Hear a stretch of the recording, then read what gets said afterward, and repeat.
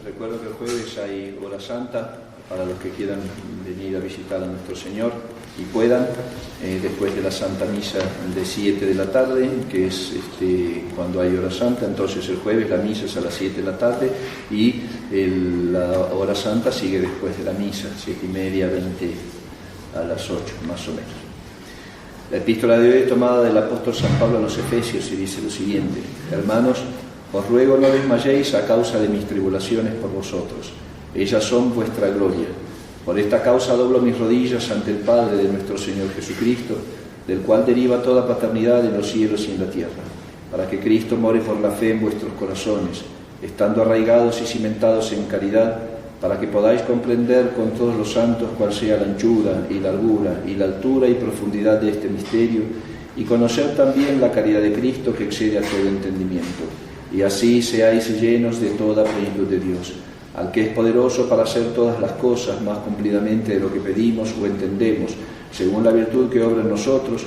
A Él sea la gloria en la Iglesia y en Jesucristo en todas las generaciones de los siglos. El Evangelio es tomado del evangelista San Lucas y dice lo siguiente: En aquel tiempo, al entrar Jesús un sábado a comer en casa de uno de los principales fariseos, le estaban acechando. Y he aquí que un hombre hidrópico se puso delante de él. Y Jesús, dirigiendo su palabra a los doctores de la ley y a los fariseos, les dijo: Es lícito curar en sábado. Mas ellos callaron. Entonces, tomando Jesús a aquel hombre de la mano, le sanó y le despidió. Dirigiéndose después de ellos, les dijo: ¿Quién de vosotros hay que, viendo a su asno o a su buey caído en un pozo, no lo saque luego aún en día de sábado? Y a esto no le podían replicar. Observando también cómo los convidados escogían los primeros asientos en la mesa, les propuso una parábola diciéndoles: Cuando fueres convidado a bodas, no te sientes en el primer lugar, no sea que haya allí otro convidado de más distinción que tú, y venga aquel que os convidó y a entrambos, y dirigiéndose a ti te diga: Deja a este el sitio, y entonces tengas que ocupar el último lugar con vergüenza tuya. Pues cuando fueres llamado, ve y siéntate en el último puesto, para que cuando venga el que te convidó te diga: Amigo, sube más arriba. Entonces serás honrado delante de los demás comensales, porque todo el que se ensalza será humillado, y el que se humilla será ensalzado. Hoy tenemos la curación, uno de los milagros que hace nuestro Señor en este Evangelio, la curación del hidrópico, ¿no es cierto? La hidropesía o la hidropesia era esa enfermedad de retención de líquidos. Retenía líquido la persona y se hinchaba mucho, y por supuesto que en esa época incurable era. Entonces estaba este hidrópico en día de sábado. Fíjense, hay muchos pequeños datos que nos muestran el amor de Dios para con las almas, el amor de Cristo nuestro Señor, el Verbo encarnado, para con las almas, para tratar de llevarlas a todas al cielo, para que después no diga el alma condenada cuando se encuentra en el infierno, decir: el Señor fue injusto conmigo y me mandó. Dios no es injusto. Hoy justamente uno de los datos es que él estaba invitado a la casa de uno de los fariseos, fíjense, a uno de los miembros de la sinagoga, y él sabía que lo estaban buscando para matar. Esta es una de las últimas movimientos, digamos así, migraciones de Cristo nuestro Señor. Deja Galilea y se va a Jerusalén para ya empezar su último tiempo antes de la Sagrada Pasión. Entonces él va con los fariseos sabiendo que lo que lo invitaban incluso para ponerle alguna trampa para poder culparlo, y sin embargo él va. Uno dice: bueno, ¿por qué se va a ir a comer ahí? Porque él quería hacerle bien a ellos, darles a entender lo que era la cerradez, la hinchazón de su soberbia, ¿no es cierto? Cómo eran tan soberbios y cómo realmente, si alguno de ellos podía buscar el conocimiento de la verdad, lo iba a adquirir. Y además para edificar también a los que les rodeaban. Por eso él tampoco no tenía miedo, evidentemente, Jesucristo nuestro Señor. Él iba a comer a la casa de los enemigos para ver si esos enemigos podrían hacerse después amigos, con esa caridad infinita con la cual Dios nos ama. In caritate perpetua dilexit te amé con una caridad perpetua desde siempre. Entonces él no ahorró un solo esfuerzo para volver a traer hacia sí a todos. Lo que pasa que, justamente como en la parábola de hoy, hay una actitud del hombre que lo va a hacer llevar a Jesucristo y otra actitud del hombre que antagónica, que lo va a hacer huir de Jesucristo y buscar su propia gloria, la humildad y la soberbia. En este caso, primero, nuestro Señor en el Evangelio a nadie le pregunta nada, Él lo ve a este pobre hombre, que hay algunos comentadores que dicen que qué hacía un enfermo así en esa fiesta, porque era como una especie de festín donde él estaba. Entonces, ¿qué hacía un hidrópico ahí en día de sábado? Y dicen algunos comentadores que incluso se lo podrían haber llevado a propósito para ver qué hacía, porque nuestro Señor ya había hecho curaciones en sábado. Entonces, Él lo ve a este pobre hidrópico y le da pena, le da tristeza su situación, y evidentemente lo cura. Así es Jesucristo con todos los que se acercan a Él. Con todos los que se acercan a Él con un corazón humilde, con un corazón contrito, humillado, con un corazón que reconoce la necesidad de ser curado por la enfermedad, de la enfermedad del pecado, así también lo cura este hidrópico y lo manda que se vaya. Nadie dice nada, dice el Evangelio, todos calladitos estaban, todos calladitos. Entonces nuestro Señor, conociendo los pensamientos, les dice: ¿qué piensan ustedes? Que no se puede curar el sábado. Y les responde, dice el Evangelio, les respondió a una pregunta que no hicieron. Fíjense, les respondió a una pregunta que no hicieron. Entonces, ¿es lícito curar en sábado? Es decir, ¿se puede realmente el Señor Creador, para que sepan quién soy yo? Dice nuestro Señor, yo tengo derecho y además soy el Señor del sábado. Entonces lo cura, y estos después empiezan a murmurar en contra de Él, como siempre. Y ahí les dice: ¿quién de ustedes que no tenga un asno o un buey? No dice: ¿quién de ustedes tuviera uno de sus hijos que se cayera, o su hermano, o tu esposa, o tu esposo? ¿Quién no? Dice: un asno o un buey, un animal. Un animal, fíjense, no lo saca como era la hipocresía y la soberbia de los fariseos, que a un animal, dice, no lo sacan si se cae en un pozo en día del sábado, no lo van a dejar ahí tumbado hasta que venga el primer día de la semana para ellos. Y no, realmente no dijeron nada, porque evidentemente también había casos en que se tenían esos accidentes y ellos iban y sacaban, aunque no podían dar más de 40 pasos, no podían ellos en su hipocresía caminar de aquí a la entrada, porque si no estaban violando la ley. Sí sacaban a un animal del pozo si se caía.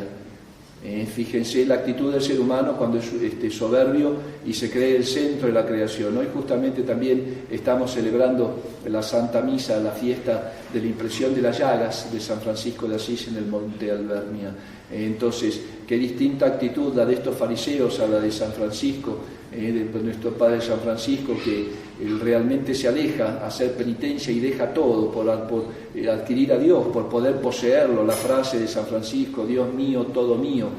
Pero para poder hacer eso, tuvo que despojarse de toda, no solamente de la pobreza material, sino de la pobreza espiritual, despojarse de su propia voluntad, de todo, para poder realmente comprender y entender y abrazar completamente a Jesucristo. Contrario a esta actitud de los fariseos, ¿no es cierto? Que nuestro Señor, ¿cómo habrán sido ahí? ¿Cómo habrán estado buscando la gloria de cada uno, peleándose por los lugares, que le tuvo que decir esta parábola? Un hombre hace una boda y tiene a sus invitados, y hay uno que viene corriendo atrás y se pone en el primer lugar. ¿Y qué le dice el señor de la fiesta, el que organiza? ¿Sabes qué? Vete más para atrás porque este lugar ya está ocupado. ¡Qué vergüenza!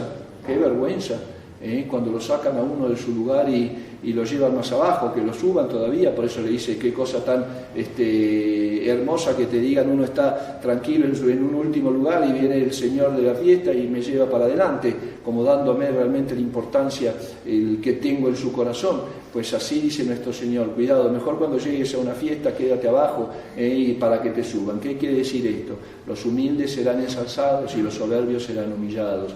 Esta hidropesía, dicen los autores espirituales, era figura de la hinchazón de la soberbia también. Cuidado, hijos míos, que el soberbio no va a ver a Dios. El soberbio, el que se cree grande a los ojos propios y a los ojos de todos, es el más pequeño ante los ojos de Dios. El pequeño no por virtudes, sino pequeño por creído. Entonces, por ello, la gran virtud de la humildad, que le decía ahora de San de San Francisco de Asís. Él se fue al monte Albernia para hacer penitencia. Esta semana pasada tuvimos un retiro espiritual con las hermanas, ellas sí estuvieron toda la semana de retiro, y ahí yo les contaba esa decisión que había tenido San Francisco para irse al monte Albernia, porque realmente quería purificarse de todo y dejar todo, y además es un monte que ni siquiera era agradable, y donde estaba él peor todavía, era como una cueva.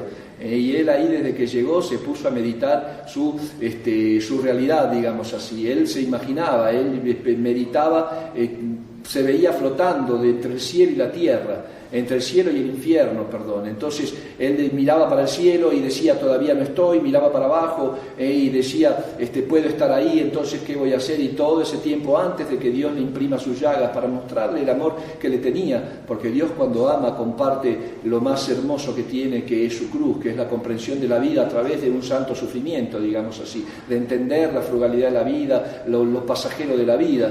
Y así, mientras estaba en esas santas meditaciones, San Francisco entonces recibe este milagro, la impresión de las llagas de Cristo nuestro Señor.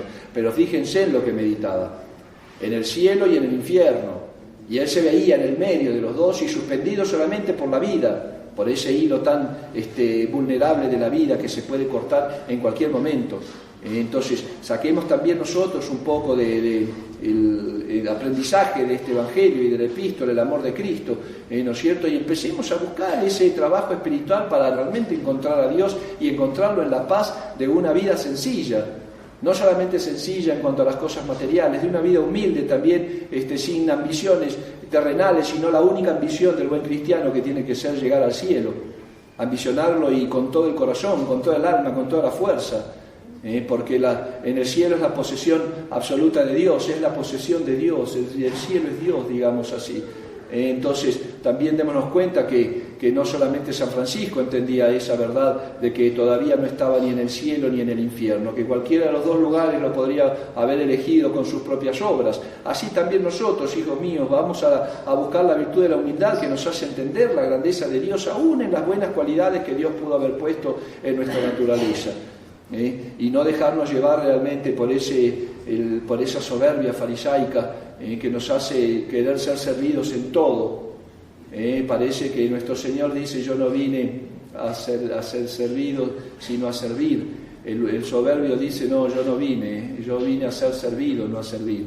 Y muchas veces así lo manifestamos en tantas pequeñas cosas a lo largo de cada uno de nuestros días, en la casa, en el trabajo, en la escuela, en las relaciones personales. Siempre mostramos un poco ese costado soberbio que lleva el alma por el pecado original. Pues hacerle la pelea y que Dios nos cure, que nos saque el hinchazón de la soberbia, como le sacó el hinchazón a este pobre hidrópico, y lo dejó sano. Así tiene que ser el alma, porque además solamente el humilde va a alcanzar el reino de los cielos. El soberbio lo pierde. El soberbio lo pierde, hijos míos. Entonces, no seamos soberbios, aceptemos. Y ojo que hay, cuando se nos enseña en la vida espiritual cómo practicar las virtudes contrarias a los defectos o a los vicios capitales, contra soberbia, humildad. Por eso hoy pone nuestro Señor esta parábola. Los humildes serán ensalzados y los soberbios serán humillados. Uno dice, bueno, pero no lo veo. Acá veo que las almas poderosas, crecidas por el dinero y el poder, siempre son soberbias y triunfan, pero esta vida es un pasaje. Acá no tenemos que tener nosotros el criterio y el juicio. El criterio y el juicio tienen que ser para alcanzar la vida eterna. En el infierno los soberbios, dice un pasaje de los Proverbios del Antiguo Testamento, cuando narran cómo se burlaban de los humildes y los despreciaban. Y les decían necios y tontos, cómo no disfrutan ustedes, cómo no están felices con las cosas de este mundo, y se conforman con poco, y aman la pobreza, y aman hablar poco, y así. Entonces cuando ya se encuentran en el infierno, empiezan ellos a decir, los insensatos éramos nosotros. Ellos están allá en la gloria de Dios y nosotros estamos aquí en el infierno. Y eso ya no tiene corrección. Cuando cuenta nuestro Señor del rico Epulón y Lázaro, el pobre Lázaro llagado a la puerta del Señor, del rico, y este rico Epulón que hacía festines y fiestas y banquetes todos los días prácticamente, y este pobre que los perros le lamían las llagas. Uno se muere primero, al ratito el otro, y los dos. Lázaro va al cielo por haber llevado su sufrimiento, y el rico Epulón se va al infierno. Y le pide al rico Epulón: mójame los labios, le dice, porque tengo sed, la sed del infierno, la sed eterna de la ausencia de Dios.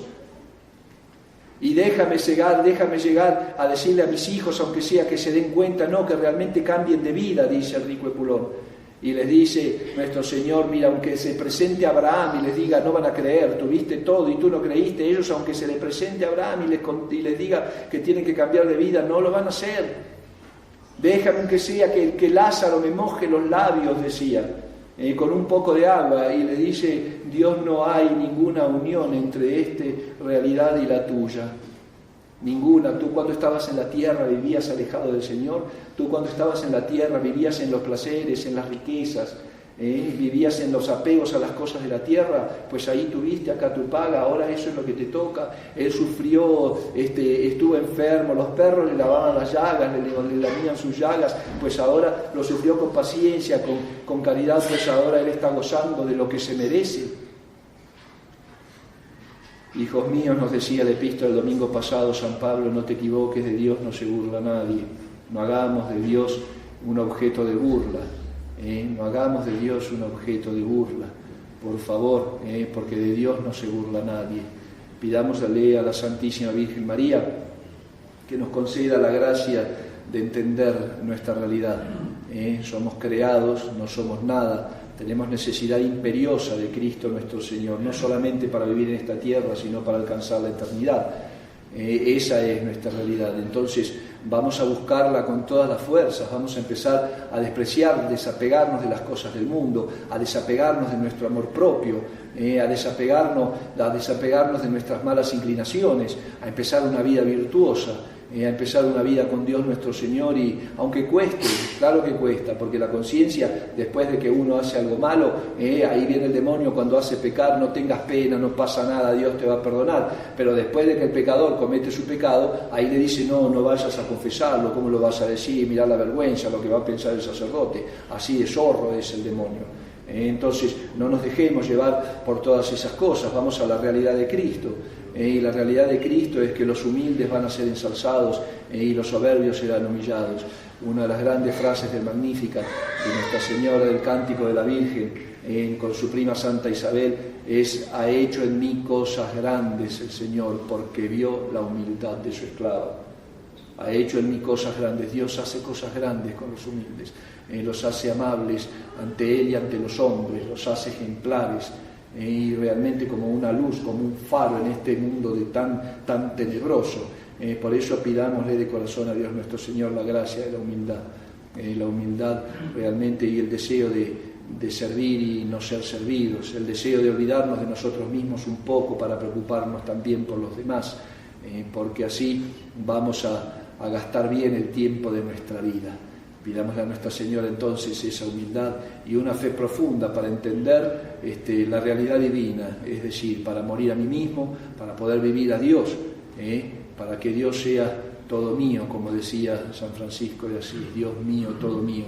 Se tiraba en el pasto cuando iba caminando en un prado y quedaba horas, toda la noche, solamente así, sollozando y diciendo: Dios mío, todo mío.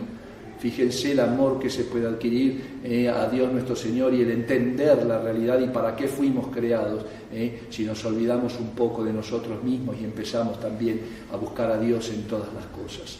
Pidámosle a Nuestra Señora fortaleza, fuertes en el espíritu, como dice San Pablo en la epístola, porque la fortaleza, el que arremete aún contra todas las cosas peligrosas, aún a veces con un poco de miedo, pero va para adelante y arremete para vencerlas todas.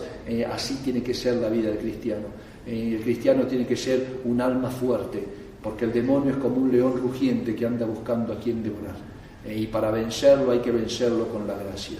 Pidamos fortaleza entonces y humildad, para que, entendiendo nuestra pobre realidad, podamos llevar la cruz de cada día con alegría, no solamente con resignación, para que después de atravesar el mar tormentoso de esta vida podamos ser recibidos en ese banquete eterno que Jesucristo tiene preparado para aquellos que le aman. Ave María Purísima. En el nombre del Padre, y del Hijo, y del Espíritu Santo.